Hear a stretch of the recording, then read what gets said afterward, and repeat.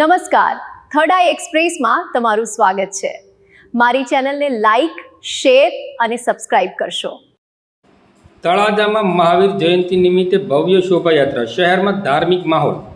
આજરોજ તારીખ 31/3/2024ને મંગળવારના સવારના 11 કલાકે વાત કરીએ તો તળાજા શહેરમાં જૈન સમાજ દ્વારા ભગવાન મહાવીર જન્મ જયંતિ નિમિત્તે ભવ્ય શોભાયાત્રાનું આયોજન કરવામાં આવ્યું હતું, જેના કારણે શહેરમાં ધાર્મિક અને આધ્યાત્મિક માહોલ જોવા મળ્યો હતો। આ શોભાયાત્રામાં જૈન સમાજના શ્રદ્ધાળુઓ મોટી સંખ્યામાં જોડાયા હતા। ભક્તો દ્વારા સુંદર રીતે સજાવટ કરાયેલા રથમાં ભગવાન મહાવીરની મૂર્તિ વિહાર કરવામાં આવી હતી, જે આકર્ષણનું કેન્દ્ર બની હતી। યાત્રા દરમિયાન ભક્તિ ગીતો, ધર્મના સંદેશા અને અહિંસા પરમો ધર્મ જેવા ગુંજતા નાદોથી વાતાવરણ ભક્તિમય બની ગયું હતું। શહેરના મુખ્ય માર્ગો પરથી પસાર થતી આ શોભાયાત્રાનું નગરજનો દ્વારા ઉમળકાભેર સ્વાગત કરવામાં આવ્યું હતું।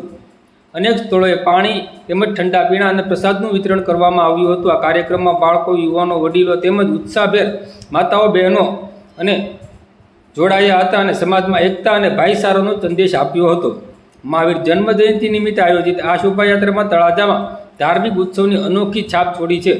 ભગવાન મહાવીરના સત્ય, અહિંસા અને સમાનતાના સિદ્ધાંતો આજના યુગમાં પણ પ્રેરણારૂપ બની રહ્યા છે, જે યુવાનોને શિસ્ત, સંવેદનાશીલ અને રાષ્ટ્રીય હિતના માર્ગે આગળ વધારવા માટે પ્રેરણારૂપ બને છે।